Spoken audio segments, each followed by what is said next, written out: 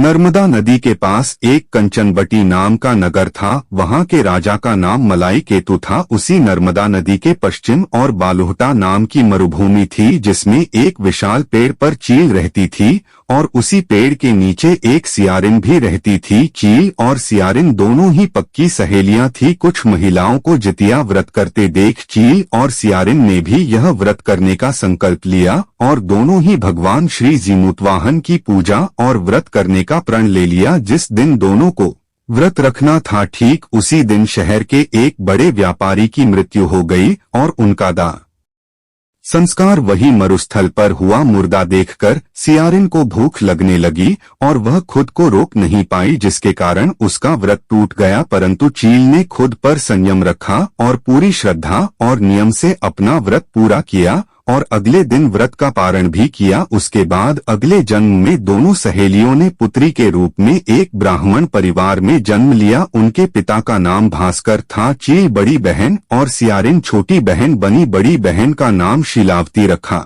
गया और उसकी शादी बुद्धिसेन के साथ हो गई। छोटी बहन का नाम कपूरावती रखा गया और उसकी शादी उस शहर के राजा मलाई केतु से हुई और छोटी बहन कपूरावती कंचनवटी नगर की रानी बन गई। अब भगवान जीमूतवाहन के आशीर्वाद से बड़ी बहन शीलावती को 7 पुत्र प्राप्त हुए, लेकिन कपूरावती के बच्चे जन्म लेते ही खत्म हो जाते थे। कुछ सालों बाद शीलावती के 7 पुत्र बड़े हो गए और राजा के दरबार में काम करने लगे। उन्हें देखकर कपूरावती के मन में ईर्ष्या और जलन की भावना उत्पन्न होने लग गई। इस ईर्ष्या की भावना में कपूरावती ने राजा से कहकर शीलावती के 7 बेटों के सर कटवा दिए। फिर उन 7 सिरों को साथ में बर्तन में डालकर ढक दिया गया और शीलावती के पास भिजवा दिया गया। यह सब देख भगवान जीमूतवाहन ने मिट्टी की सहायता से 7 भाइयों के सर बनाए और सभी सिरों को धड़ से जोड़कर उन पर अमृत छिड़क दिया, जिसके कारण वे 7 भाई फिर से जिंदा हो गए और घर लौट आए। रानी ने जो कटे सर भिजवाए थे वह सब फूल बन गए।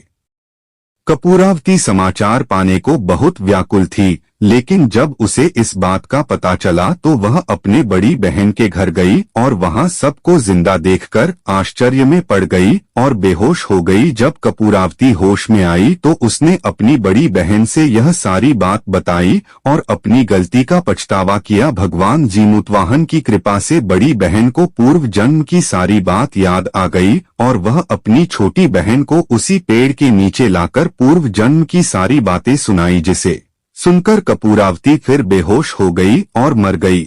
जब राजा तक इस बात की सूचना मिली तो उन्होंने उसी जगह पर पेड़ के नीचे कपूरावती का दाह संस्कार कर दिया। तो दोस्तों, आज के इस वीडियो में बस इतना ही। वीडियो पसंद आया हो तो एक लाइक कीजिए, शेयर कीजिए और ऐसे ही इंटरेस्टिंग वीडियो के लिए हमारे यथावर्धानम यूट्यूब चैनल को सब्सक्राइब कर लीजिए। मिलते हैं कुछ अगले वीडियो में। जय हिंद, हर हर महादेव।